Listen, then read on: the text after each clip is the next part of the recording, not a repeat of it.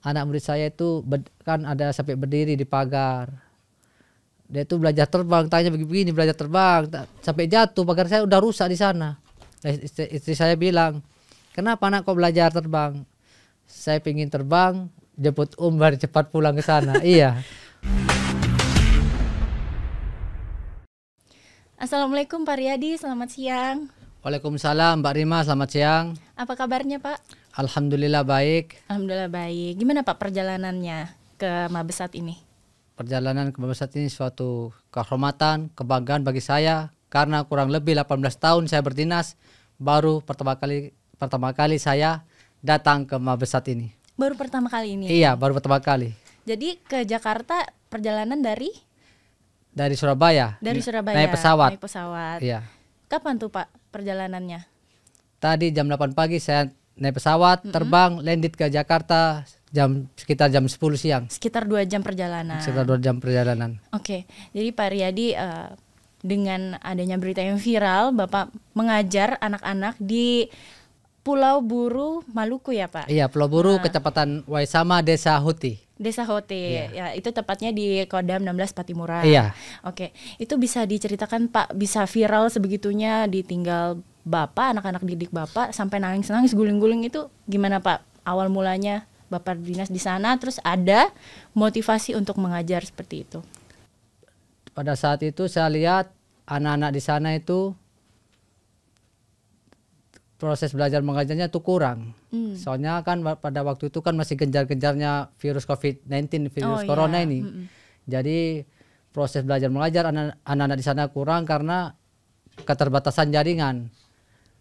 Terus keterbatasan penerangan. Jadi anak-anak itu mulai malas untuk belajar. Sehingga saya bermotivasi bagaimana caranya saya harus mengajar anak-anak ini. Pertama awal mula mengajar saya itu bilang ke istri saya, kebetulan istri saya itu kan seorang guru, cari anak-anak yang agak pintar yang bisa membaca, lah saya belajar mereka itu bahasa Inggris. Oh, jadi awal mulanya ajar bahasa Inggris? Iya, awal mula saya belajar bahasa Inggris itu tentang grammar. Tentang grammar, susunan kosakata yang baik dan benar. Itu berjalan sekitar 1,5 bulan itu alhamdulillah masyarakat antusias, senang. Orang tuanya senang karena tumben sekali kan jarang ada di pelosok-pelosok kita seorang tentara atau seorang aparat lah itu bisa peduli kepada anak-anak untuk mengajar, apalagi mengajar bahasa Inggris begitu. Terus kelanjutannya setelah mengajar bahasa Inggris itu dari mulanya bisa jadi ngajarin ngaji itu gimana Pak?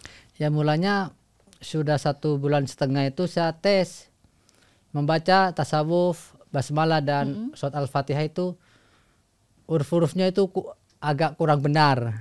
Jadi saya dan istri lebih baik kita ajar mereka ilmu agama, ilmu akhlakul karimah ya. Masya Allah. Nah, terus selama mula-mula mengaji itu ada kendala nggak yang didapat? Kendala pasti banyak sekali. Karena kita sebagai guru mengaji, pertama-tama itu kita Babinsa ini menerima perintah harian kasat di mana tentara harus berada di tengah-tengah masyarakat, tentara harus bisa mengayomi masyarakat, menjadi panutan, dan tentara itu harus bisa menjadi seorang bapak, seorang kakak, seorang rekan. Sehingga saya mengaplikasikannya itu ke anak-anak kecil, ke anak-anak SD, SMP. Kalau saya didik mereka ilmu agama, ilmu sopan santun, akhlakul karim yang bagus, ilmu pengetahuan, otomatis kan kalau anak-anak itu pintar, rajin sholat, kalau dia ada di lingkungan keluarganya pasti orang tuanya kan pasti benar. Senang, merasa haru, siapa tahu bisa ikuti jejak anaknya itu.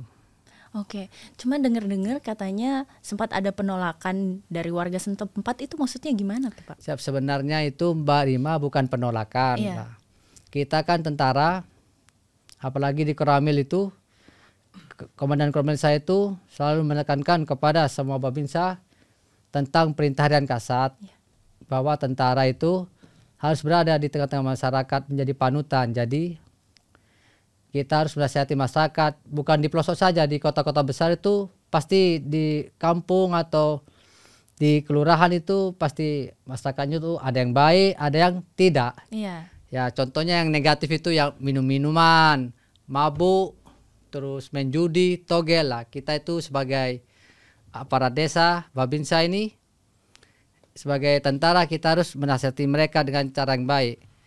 Pada saat itu saya berinisiatif sama istri bagaimana caranya kita merubah desa binaan itu agar lebih baik. Ya kita ambil dari bibit dari generasi muda ini. Iya, benar-benar. Kita ajari anak-anak kecil ini, ajari sholat, mengaji yang baik sesuai dengan tajwid, ajari mereka tingkah laku, sopan santun.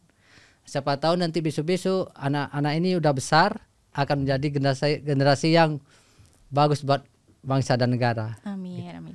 Jadi kegiatannya kalau boleh diceritakan apa aja yang dilakukan di sana, Pak?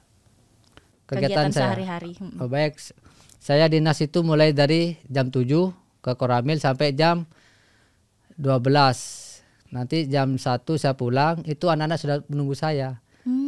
Jadi saya mengajar mereka itu dari jam 2 siang sampai jam 9 malam. Soalnya anak-anak di sana itu kan saya ajar mereka dengan rasa kasih sayang, dengan perhatian. Saya tidak mau anak-anak itu, soalnya anak-anak kecil ini kalau belajar itu pasti ada waktu bermainnya, Mbak. Ya, benar. Ya, jadi Biar nggak bosan. biar nggak bosan ya. Jadi mereka itu jam 2 datang, habis belajar, mengaji, menghafal, baca buku, mereka bermain lagi. Nah, nanti gantiannya yang lainnya mungkin bermain siang, dia mengaji sore di saya.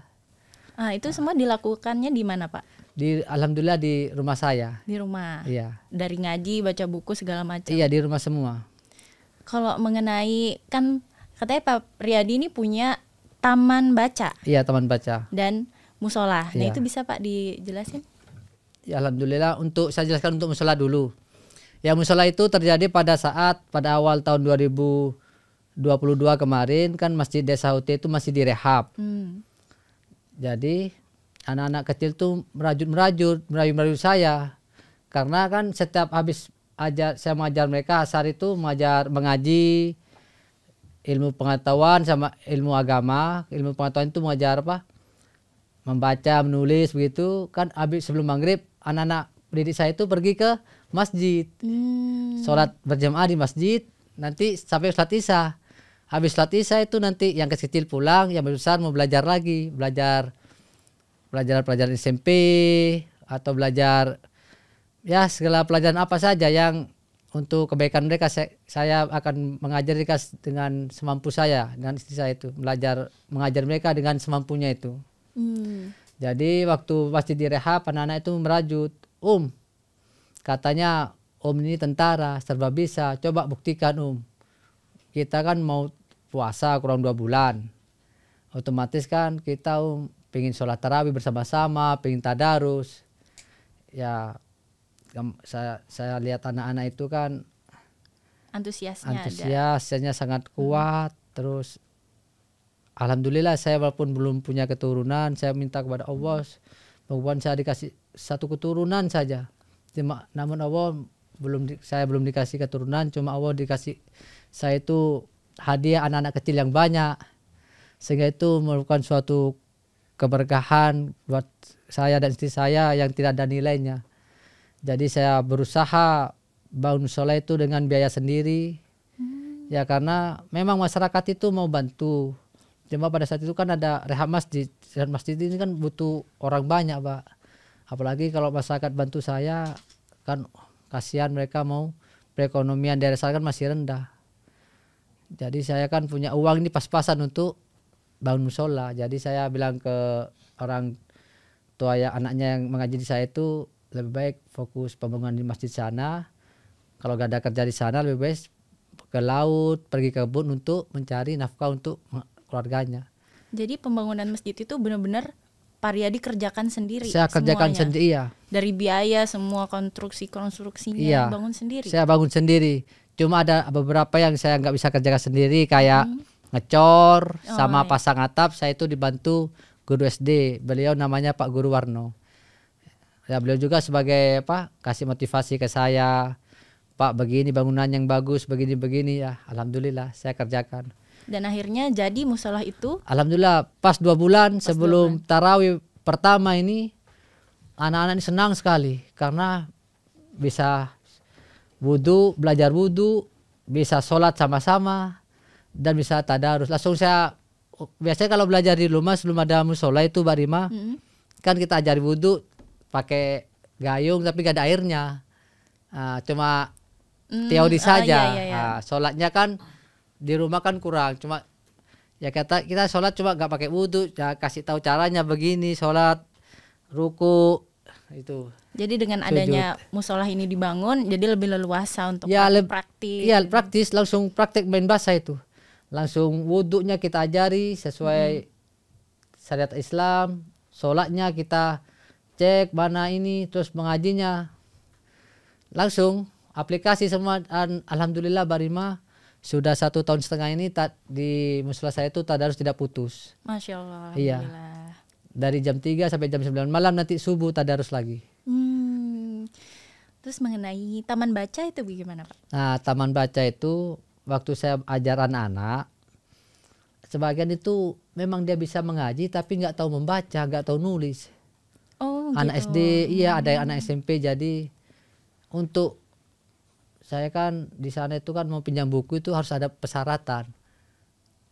Persyaratan ya, kita nggak mungkin walaupun saya tentara, istri saya guru, kalau mau pinjam buku di dinas perpustakaan daerah kan harus ada persyaratan, harus buka taman baca kah atau perpustakaan begitu.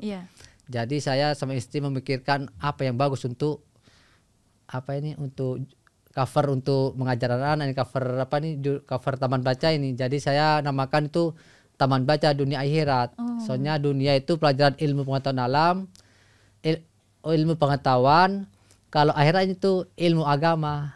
Jadi alhamdulillah bisa dapat dua-duanya begitu untuk anak-anak di sana itu.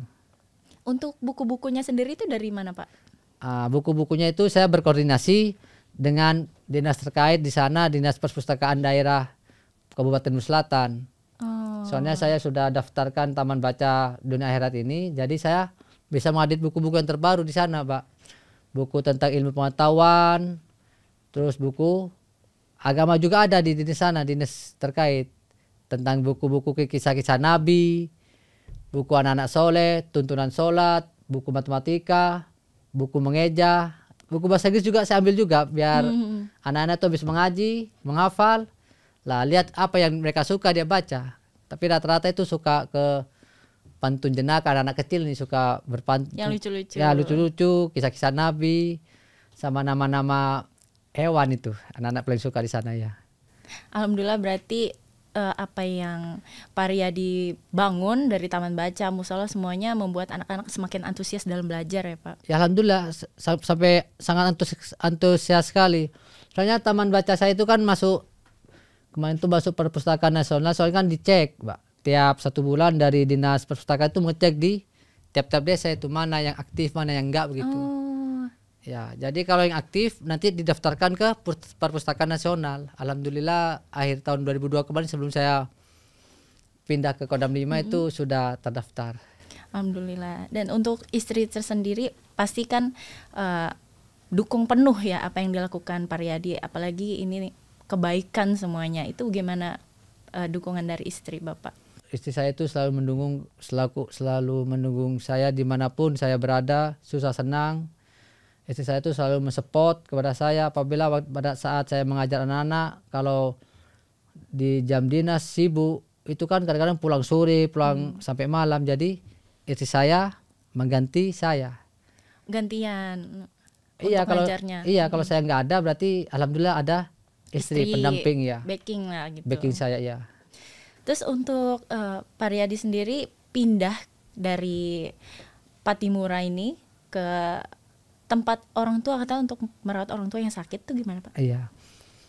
Itu awal mula pada akhir tahun 2022 bulan 10 tepatnya bapak saya meninggal. Saya tuh waktu bapak saya meninggal pagi saya ditelepon. Karena bapak udah meninggal, padahal saya kurang 1 minggu itu almarhum bapak itu sehat. Nah, jadi ditelepon katanya udah meninggal, saya pulang. Begini tinggal ibu saya, tinggal harta separuh saya. harta warisan saya tinggal satu. Kebetulan ibu saya itu almarhum udah sakit selama 17 tahun. Tangannya ini udah nggak bisa bergerak, cuma bergerak begini-begini saja. Tangannya udah lemas ininya Pak. Jadi saya pulang, saya ingin mengajukan ingin mengabdi di kampung halaman untuk merawat orang tua.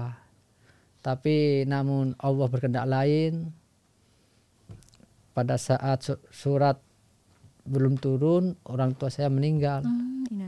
Jadi orang tua meninggal, surat turun. Memang pada saat itu saya nggak bilang ke anak-anak, takutnya anak-anak sedih. Cuma waktu 2 minggu sebelum saya berangkat, mungkin istri saya menangis, gimana didengar anak-anak. Dan anak-anak itu selalu merayu saya di sana, selalu bikin saya bahagia begitu. Cuma saya sudah tahu, anak-anak ini sudah tahu saya pindah, cuma saya diam-diam saja saya cuek biar dia itu nggak terlalu ingat saya. Soalnya jujur anak-anak SD SMP itu bukan tiap jam, tiap hari itu laporan terus, tiap menit.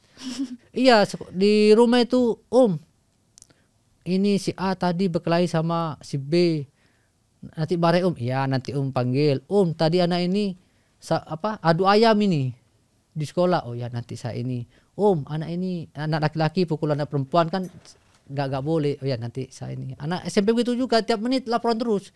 Kalau gak ada saya itu istri saya itu bisa pusing karena terlalu banyak laporan. Iya. Begitu. Nah itu kurang lebih anak didik Pariyadi itu ada berapa? Kurang lebih 60. Iya, 60. soalnya kan kelihatan sedikit soalnya kan pagi, siang datang, nanti sore. Habis siang kan dia datang, nanti sudah sore kan nggak belajar. Yang sore datang nanti nggak datang, nanti yang mau maghrib datang lagi. Jadi sampai terus Isya. aja. Iya, sampai Isya, sampai jam 9. Dari Pariyadi pulang dinas terus sampai malam itu. Soalnya kan anak-anak itu kan kalau waktu pengen belajar tuh kita nggak boleh. Kalau sistem saya mengajari anak-anak ini kan dan saya kasih sayang. Jadi saya itu tidak mau paksa mereka mengaji atau belajar ilmu pengetahuan nanti habis asar harus datang. Nggak bisa kalau anak-anak di sana, soalnya kan anak-anak kecil kan butuh main. Mungkin mainnya udah bosan baru belajar. Begitu. Oh gitu. Nah dari Pariyadi mulai pindah satuan itu setelah meninggalkan anak didik itu udah berapa lama? Udah sekitar 4 bulan saya meninggalkan anak didik situ saya. Udah 4 bulan. Iya, dari bulan 1 sampai sekarang bulan 5, iya 4 bulan. 4 bulan, tapi istri masih ada di sana. Iya, istri saya masih di sana karena menjaga anak-anak saya. Soalnya kemarin waktu bulan 2 kan, bulan 2 tanggal 27 istri saya ke Jakarta. Karena ada Bintek Sosialisasi Perpustakaan Sosialisasi Perpustakaan Inklusif Pak. Jadi di mana itu ada dikumpulkan semua perpustakaan nasional untuk sosialisasi perpustakaan itu untuk membangun kemajuan, membangun perpustakaan di daerah. Iya, itu bisa berguna untuk membantu perekonomian masyarakat di sekitar gitu. Jadi istri saya itu mau berangkat, saya itu ditahan Mbak kemarin. Sama anak-anak di sana. Sama masyarakat di sana. Iya, soalnya kan masyarakat sana itu dulu memang kurang mungkin saya jadi guru ngaji, mungkin saya kan nggak ada basic jadi guru ngaji, mungkin kurang percaya, tapi sekarang alhamdulillah mungkin sekitar 90% tuh udah percaya masyarakat sana. Sampai istri saya tuh mau ke sana saya ditahan sampai menangis, ibu jangan pergi, ini tentara udah pergi, ibu pergi, siapa mau ajar anak-anak kita. Begitu Pak.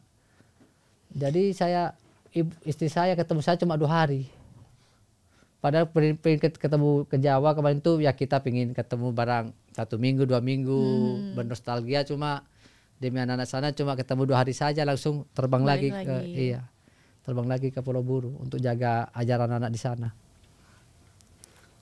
Ini pasti ada rasa rindu dari anak-anak. Kalau Pariyadi sendiri merasakannya gimana meninggalkan anak didik Bapak di sana 4 bulan? Terus mungkin istri ngabarin apa gitu selama Pariyadi dinas di satuan yang baru? Iya, itu selama 4 bulan ya saya tuh tiap hari kalau mau tidur mau apa pasti ingat suara-suara mereka ya. Iya, tiap hari ingat. Terus waktu saya telepon istri, bagaimana si A si B, si A sakit ini si B. Terus alhamdulillah Mbak, selama saya tinggalkan kemarin tuh Mbak Rima ikut lomba. Anak murid saya itu ikut lomba, memang tiap tahun ikut lomba, alhamdulillah ya juara 1. Lomba apa tuh Pak? Lomba tilawah, tartil, dakwah itu alhamdulillah tiap ikut lomba anak didik saya itu juara terus. Masya Allah. Yang terakhir kemarin tuh ikut lomba hafiz dakwah sama tartil. Alhamdulillah juara lagi sama azan, juara 1 semua. Sampai kampung itu bilang sudah ambil saja untuk TPK Al-Alim, untuk TPK saya katanya. Alhamdulillah tuh murid saya tuh yang berdakwah ini bagus sekali, soalnya di kampung itu mungkin di kampung itu mungkin yang untuk negatif dan masalah apa itu pasti murid saya itu dicatat, cari hadis. Nanti di kampung itu mungkin banyak orang minum atau bermain togel atau ya cari hadis untuk mengenai masalah ini, nanti diaplikasikan di kampung itu. Jadi anak-anak inilah yang dakwah gitu. Iya, padahal belum tentu saya bisa dakwah. Iya. Itu suatu kebanggaan tersendiri buat saya dan istri saya di sana. Masya Allah, berarti berbuahkan hasil dari apa yang Pak Riyadi ajarkan, ilmu-ilmunya semua. Cuman dari 4 bulan udah meninggalkan anak-anak didik di sana, ada komunikasi nggak Pak? Terus berjalan atau gimana? Sebelum viral itu tidak pernah saya komunikasi anak-anak, cuma sampai di itu foto-foto saya, foto di HP itu sampai istri disembunyikan semua. Karena anak-anak di sana itu lihat Babinsa mau mungkin ada ke sekolah untuk memberikan pelajaran wasbangka atau pelajaran apa-apa untuk sosialisasi ini, pasti anak-anak menangis dikira saya. Begitu. Pasti ya kalau sampai nangis, itu lama nangisnya itu. Sampai orang tuanya datang ke rumah. Bagaimana caranya itu suruh pulang. Pernah masyarakat itu, ya Bapak Desa juga rencana mau ke Pulau Buru di Kemudian Kodim saya. Mau datang, siapa tahu digagalkan. Coba kan sama istri saya itu, komandan tertingginya ada di Jakarta sana, bukan di Pulau Buru. Iya. Jadi ikutin gitu. Ikuti saja kita sebagai tentara, ikuti perintah atasan dan pimpinan kita, di mana kita pun harus bertugas. Untuk kedepannya harapan apa yang Pak Riyadi ingin capai gitu? Harapan saya tuh ke depan, semoga apabila saya pindah tugas di sana, saya ingin anak didik saya itu lebih baik lagi. Dan cita-cita saya itu insya Allah kalau Allah mengijabahkannya, saya ingin membangun sekolah yang seperti SMA, sekolah madrasah aliyah. Kalau seumpamanya saya membangun sekolah itu belum bisa, jadi saya insya Allah akan membangun mes penampungan di Kecamatan Nomsisi di dekat sekolah itu, biar anak-anak itu tidak putus sekolah, ya anak-anak SMP mau lanjut sekolah. Dari perjalanan jauh Mbak Rima, perjalanan sekolah itu paling dari perjalanan itu paling sedikit 7 kilo jalan kaki sampai 9 kilo, 2 desa itu, Desa Huti sama Pohon Batu itu. Dan itu ditempuhnya jalan kaki? Iya, jalan kaki. Kalau enggak dia tunggu trek lewat. Nebeng gitu kan? Nebeng truk yang muat batu tuh. Kalau enggak ada mereka berjalan. Terus kalau di pelosok jalannya bukan kayak di kota metropolitan nih, yang lurus jalannya naik turun gunung begini. Jadi jauh sekali. Jadi semoga apa yang diinginkan Pak Riyadi tercapai, ya bisa amin membangun apa yang diharapkan. Dan kalau untuk mungkin ada pesan-pesan untuk prajurit-prajurit TNI Angkatan Darat, Pak Riyadi? Ya, izin untuk pertama saya sampaikan, pertama itu saya merasa bersyukur kepada Allah Subhanahu wa taala yang mana saya bisa sampai di sini di Mabes TNI ini. Di Mabesat ini bisa ketemu, menjadi tamu undangan di sini, bertemu dengan Mbak Rima, Kartika Podcast, dan saya berterima kasih juga kepada almarhum kedua orang tua saya yang mana selama ini berdoa kepada saya Mbak Rima sehingga saya bisa seperti ini dan saya bisa mengajar anak-anak didik, semoga menjadi ladang amal buat almarhum kedua orang tua saya. Amin. Dan almarhum kedua mertua saya.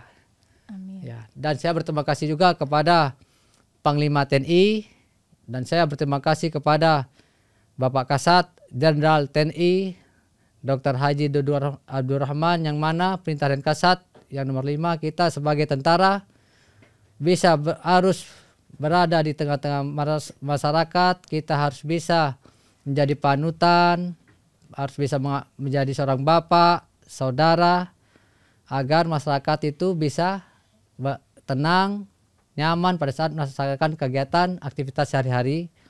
Dan saya berterima kasih kepada Panglima Kodam 5 Brawijaya Mayor Jenderal TNI Farid Makruf, yang mana beliau selalu mendukung dan mensupport saya. Dan saya berterima kasih juga kepada Komandan Korem 084 Baskara Jaya Brigadir Jenderal TNI Terry Trisna Purnama. Dan saya berterima kasih juga kepada Komandan Kodim 0829 Bangkalan Madura Letnan Kolonel Kavaleri Taufik Dwi Nova. Dan juga saya berterima kasih kepada Panglima Kodam 16 Patimura Mayor Jenderal TNI Ruru Aris Setiawibawa. Izinkan saya Sesan Mayor Muhammad Riyadi untuk berdinas di Kodam 16 Patimura untuk mengajar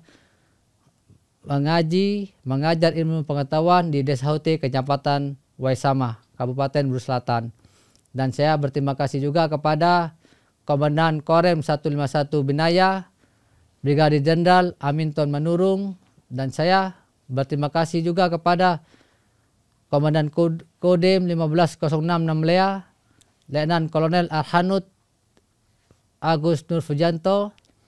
Dan saya berterima kasih kepada Komandan Koramil saya 150605 Wamsisi Kapten Infanteri Husain Malagapi, yang mana beliau selalu memerintahkan anggotanya untuk melaksanakan perintah Harian Kasat, yaitu Babinsa tentara harus berada di tengah-tengah masyarakat untuk menjadi panutan dan sebagai untuk menjadi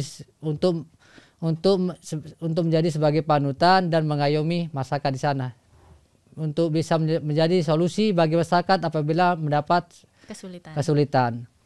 Dan saya berterima kasih kepada Kadis Penat TNI AD. Satu lagi nih Pak Riyadi, dengar-dengar mungkin berkat doa dari Pak Riyadi, berkat doa dari anak-anak didik Bapak di sana, serta kepedulian pimpinan TNI Angkatan Darat, katanya Pak Riyadi sudah dikembalikan ke Satuan Lama di Kodam 16 Patimura. Itu gimana Pak? Perasaan saya nih, ya, alhamdulillah, saya sangat bersyukur berkat doa para pimpinan atasan saya dan berkat doa masyarakat Indonesia yang mana selalu berdoa mungkin agar saya bisa kembali ke sana untuk mengajar anak-anak di Desa Huti itu. Alhamdulillah, hati saya ini ya sangat senang sekali, sangat terharu sekali, sangat senang, dan ini menjadi motivasi saya. Biasanya harus belajar lebih, harus mengajar mereka itu lebih giat lagi. Saya harus membuka suatu inspirasi lain biar anak-anak di sana tuh bisa mengaji, bisa belajar ilmu pengetahuan alam, dan insya Allah anak-anak SMP yang putus sekolah nanti insya Allah akan saya tampung, dan kita akan melaksanakan ingin membuka suatu UMKM untuk agar mereka itu dapat uang jajan dan bisa membantu orang tua di sana, Pak. Amin, amin. Siapa Pak orang-orang yang udah dikabarin kalau Bapak bakal balik ke Satuan Lama? Yang pertama cuma istri saya, Pak. Oh ya? Iya. Ke anak-anak kapan? Belum, soalnya anak-anak ini namanya anak-anak kecil nih, Pak. Kita kasih kabar hari Rabu balik, kalau gak ada, wah bahaya. Dia pasti menangis. Nanti kasihan orang tuanya pasti datang ke rumah. Iya, datang ke rumah, sampai ini bagaimana ini anak saya menangis, kapan omnya pulang. Iya, pasti ditanyakan terus. Kemarin itu Pak, saya bukan video call, telepon biasa sama istri WA ini. Anak murid saya itu kan ada sampai berdiri di pagar. Dia itu belajar terbang, tanya begini belajar terbang, sampai jatuh, pagar saya udah rusak di sana. Istri saya bilang, kenapa anak kok belajar terbang? Saya pengen terbang, jemput biar cepat pulang ke sana. Iya. Masya Allah, sampai kayak gitu ya, mikirnya. Istri setelah dikabarin Pak Riyadi balik ke sana gimana? Alhamdulillah istri saya senang karena saya di sana tujuan saya kan pengen berbakti kepada tentara dan bangsa Indonesia, dan saya juga pengen memajukan desa sana. Saya pengen desa Haute itu menjadi desa mengaji, pengen itu generasi muda itu menjadi generasi emas yang bisa berguna untuk bangsa dan negara. Dan saya pengen tuh anak-anak desa Haute itu dulu tuh anak-anak desa Haute itu suaranya kasar. Ya bukan desa Haute juga, desa Haute semua di seluruh pelosok atau seluruh kota ini, karena ratakan pengaruh zaman sekarang ini mengenai akhlak itu memang kurang sekali kalau menurut saya. Tapi alhamdulillah sekarang itu anak-anak desa sana itu Pak tidak pernah melawan orang tua. Iya, tidak pernah melawan orang tua. Sholatnya mantap. Itu kadang-kadang orang tua itu datang ke saya tuh Pak. Dia bilang, ini anak saya si A. Waktu ya itu setahun kemarin, anak saya ini si A ini jam 4 subuh. Waktu kan penerangan masih kurang Pak tuh. Dia itu ambil air wudhu diam-diam, sholat subuh. Waktu itu kan saya belum ada musola. Sholat subuh. Dan dia berdoa mudah-mudahan orang tua saya sehat, bisa dapat rezeki banyak. Orang tuanya laporan ke saya sambil nangis-nangis Pak. Iya. Masya Allah. Ada juga datang lagi ke rumah, alhamdulillah Pak Tentara, kenapa? Ini anak saya sekarang alhamdulillah sudah tidak kata-kata maki-maki kasar ke saya, udah gak berani melawan. Banyak ini laporan-laporan orang tua ke saya dan istri saya itu. Alhamdulillah, dan itu semua berbuah dari ilmu agama yang Pak Riyadi ajarkan kepada anak-anak di sana ya Pak ya. Iya. Dan tentu saya jadi ingat kata-kata Kepala Staf Angkatan Darat Jenderal TNI Dr. Dudung Abdurrahman, bahwa sekecil apapun kebaikan yang kita perbuat itu akan menjadi riak kebaikan yang tidak akan pernah berujung. Dan tentu maka dari itu semoga Pak Riyadi terus menjadi inspirasi bagi kita semua tentunya. Salam hormat, salam bangga dari kami untuk Bapak, untuk anak-anak didik di sana, juga untuk istri, juga masyarakat di sana. Semoga kebaikan-kebaikan yang Pak Riyadi torehkan ini terus berjalan ya Pak, sampai kapanpun. Iya, insya Allah. Dan keinginan semuanya tercapai. Amin, amin ya Pak. Ya. Teruslah menjadi inspirasi kami Pak, karena TNI Angkatan Darat Di hati rakyat.